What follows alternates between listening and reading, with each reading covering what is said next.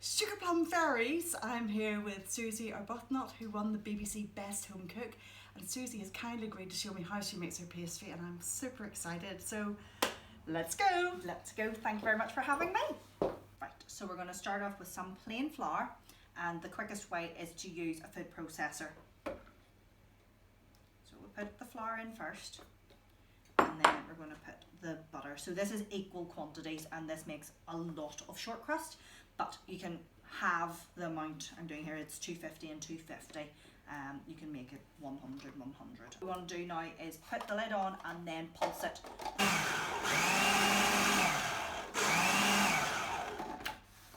Okay, so it's starting to go a breadcrumb kind of texture.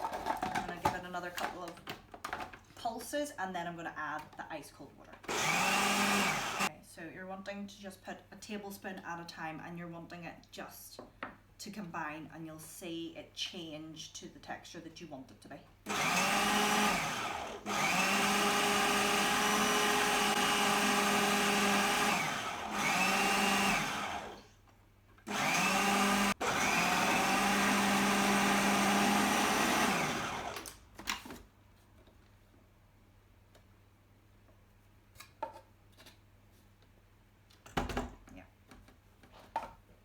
So now we're just going to get a rolling mat, and then we're going to proceed. Just going to tip out the pastry, and yep, it's very crumbly, but you can work it into a ball. And I have put a bit of baking parchment down below because it makes it easier to roll out between the two. Good tip.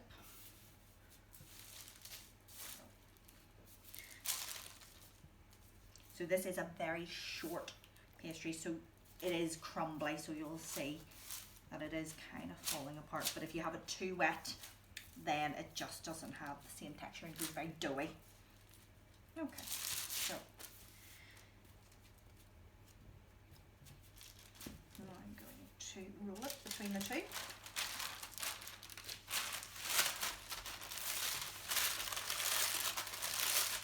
That probably stops it getting too warm as well. Yeah, stops it from getting too warm, that you're not overworking it, but this just helps with your rolling pin not to stick to it and pull the pastry apart.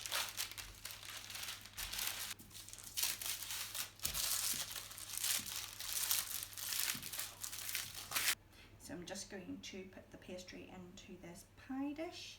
It can be a metal one, it can be, as you can see, a Pyrex or ceramic one, just whatever you have at home.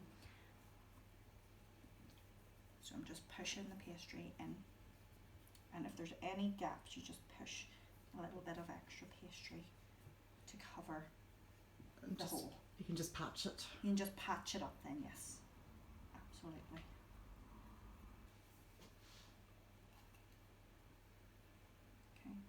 And the rough puff is going to go on top of this, so you're going to crimp the edges so you won't actually see these other bits and pieces. So you don't have to be too tidy. No, not at all.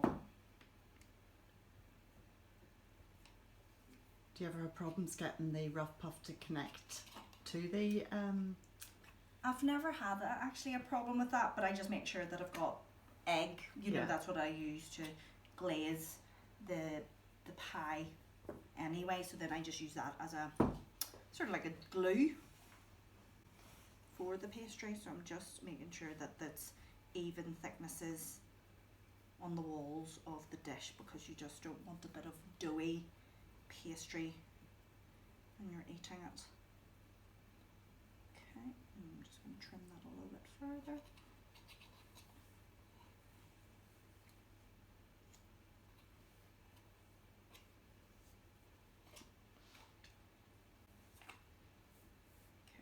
So do not waste any of this.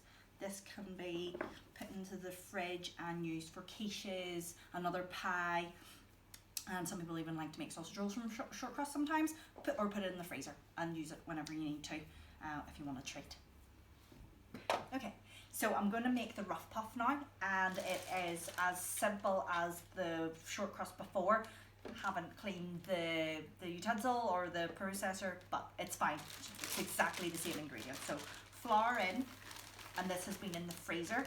and all the other ingredients also have been in the freezer, the butter as well, because it helps with the butter not melting, and that's what you want for the butter layers to be able to melt and puff up the other layers of pastry of the dough. And that's what gives the flakes. That's exactly what gives the flakes. So hopefully this won't overspill. So I am going to give this a whiz, and hopefully You're probably used to a bigger food processor. Oh, it's fine. Absolutely fine. We'll give this a go. If not, we'll do it in batches. Right. So we're going to do exactly the same thing and pulse it and make a dough like the shortcrust. Sorry about me fumbling here.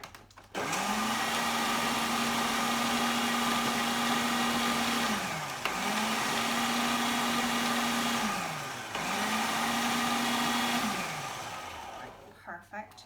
So now I'm going to add lemon juice, and this just reacts with the flour and the butter to help with the layers of the pastry.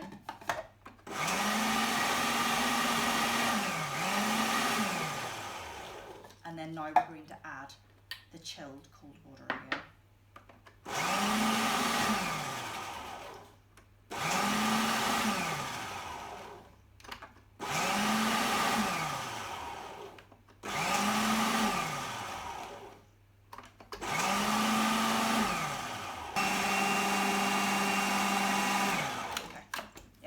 Okay. So this is the same texture as you're looking for with the short crust.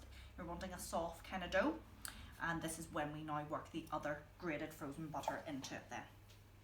Okay. So I'm just going to tip out the dough like I did with the short crust, and then just work it to combine into a dough ball. As you can see, very crumbly again.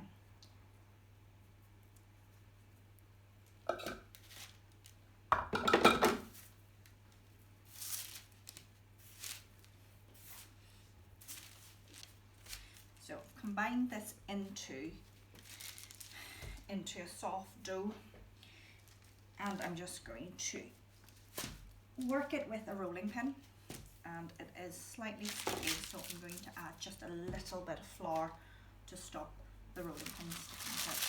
But yet again, it is very, very crumbly, so just be careful. So what you're wanting to do is to roll it out into a very long rectangle, and this will all make sense in a minute, because with a rectangle you're going to spread the butter on 2/3. Spread it out on 2/3 of it.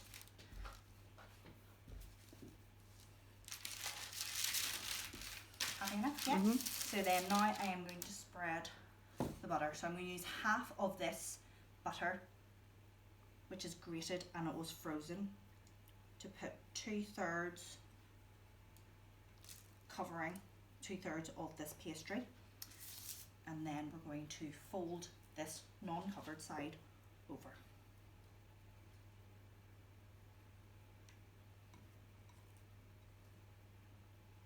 Now you want to just pat this down just so that it holds and sticks to the pastry a bit, because you're going to fold this side into the middle. Press that down firmly. Press this side on top of this side. And yes, butter is going to come out of the ends, but try to incorporate it back, because you want lots of flaky layers. Right. So then the next bit of this is to re-roll it out into that long rectangle again. So my top tip is to go from the middle, press it down, okay, then press it down again on the top, and then the bottom, and then go down on the other ridges, because what you're trying to do is press the butter down between the pastry, but you don't want to push the butter into one direction, and then you won't have an even spread of the butter. Good tip. So it is good for the arms, it's a good workout, but as you can see, once you've got it to the same thickness, then you would start rolling But with this, you're making sure that the butter is spread nice and evenly through the pastry. I'm just going to dip it another little bit of dust in, just so it doesn't stick. And same with the underneath. Okay, so then now I'm confident enough just to roll it out. Okay. Now we're going to put the rest of the butter in.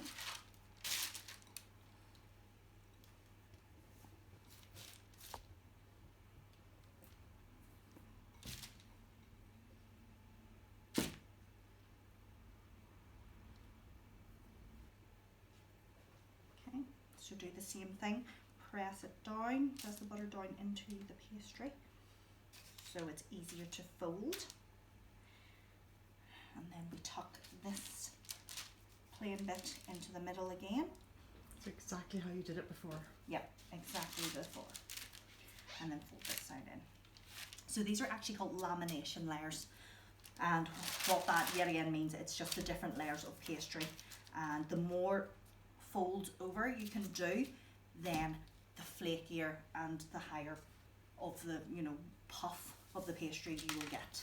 The more delicious. Yes, lots and lots of butter.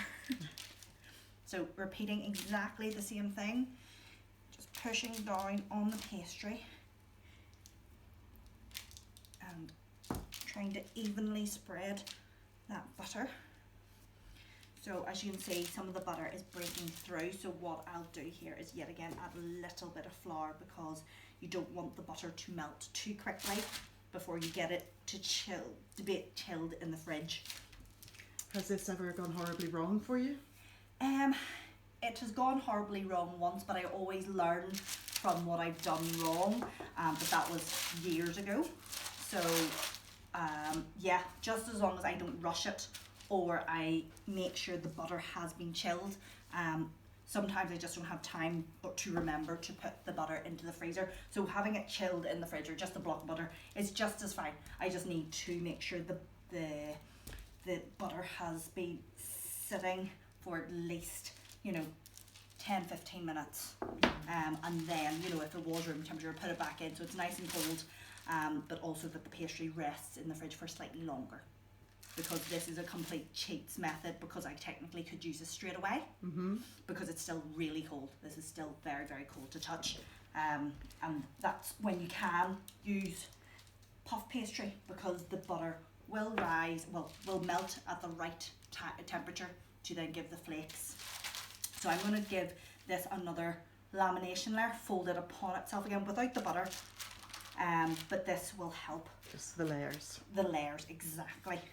So as you can see, you know, if I did a cross section, you'll see lovely, lovely layers of butter in it. So I'm just going to crunch this down another little bit and let it rest in the fridge in this baking parchment, and then we will be ready to use it. Okay, I'm now going to roll this out, and I'm going to do another lattice top, just to make this lovely chicken pie pretty. So But the lattice top always looks impressive. it does, so it's a good showstopper for your guests. Or feeling that, get a prize-winning TV success story to come and make your lattice top for you. Oh, yes, I wouldn't go that far, but yes, I may have won something. So I'm rolling this out quite thin. I would go with probably a couple of mil thick, because if you have it too thick, then it can go very doughy. And the under layer where it hits the meat sauce, it can get obviously quite gluey if there's too much moisture there. So if it's thin enough, then it will cook straight away and be nice and crispy then. So I'm just going to cut into strips. So you can be as thick as thin as you want this lattice to be. So the thicker the strips, then the less latticing you have to do. So I'll go midway. and I don't like wastage, so I do always have the rough edge anyway. Yeah. Some people would throw that away, but Waste not, want not. exactly. Okay, so I have nearly finished cutting all the strips for the lattice top. I will start assembling it now. So separate them out, and then I will show you my technique. There's about a million different ways to do this, but this is my way, which I understood the best when I was reading up on it and learning about it. So pretty much do a cross in the middle, and then what you're doing is you are then placing strips long ways and horizontally then across the ways. So as you can see, if it's that way, you're looking for it going up and down, so like weaving a basket.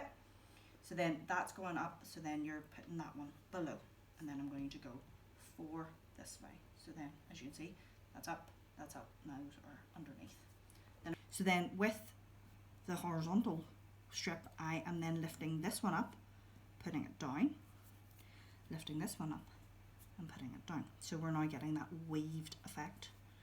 I'm going to place this one here, and then you look at what needs to match. So you're going to lift that one up, okay, and then so it's going up, Oh, I see. and then down, and then up. So then you've got a nice basic weave here, and then I'm going to then do another one. So we're going to put that across, so that's correct. So now you need to put this underneath, and then lift that one up, and that's You underneath. really need to lay it on top to see where. Yeah, so goes. you need just, you know, pretty much start with you know, the middle and then work out, because otherwise it can get very confusing. I've tried to go from the side out and in, and it didn't really work. You're leaving a slight gap so that the pastry has room to Expand and breathe, obviously, because if you fully encase it like any pastry, it will sweat underneath, and therefore the pastry below will get very doughy, as I said. And there you go. Beautiful. So I'm now going to put the lovely filling that Lynn has made here, which is a chicken, mushroom and chestnut. Look, with some rocket through, it looks absolutely delicious. So we're just going to fill it up.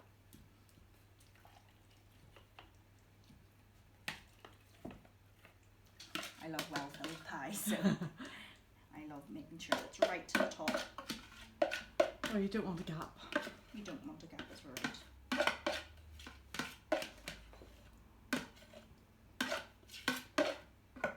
Perfect. Okay, so I'm just pushing it down, filling all the gaps.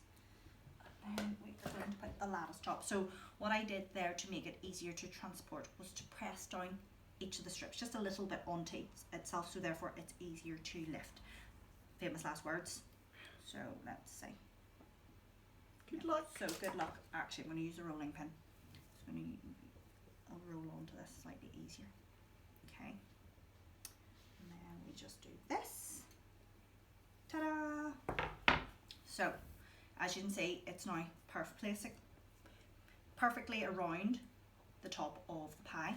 And what I'm going to do is now press with the fork to the edges, and then we trim from there.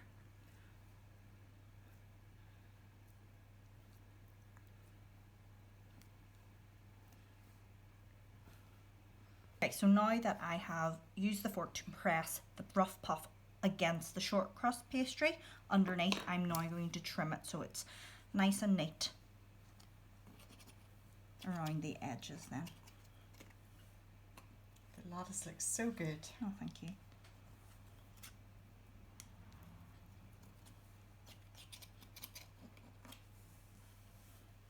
There you go, that's that. Right. So look, our pie is ready for the oven. It's so exciting. Check out this beautiful lattice top, Susie. Thank you You're very a much. genius, and it's ready for the oven. See you in a few. Bye. And this is our pie. Woohoo! Ready to eat. Yummy, scrummy.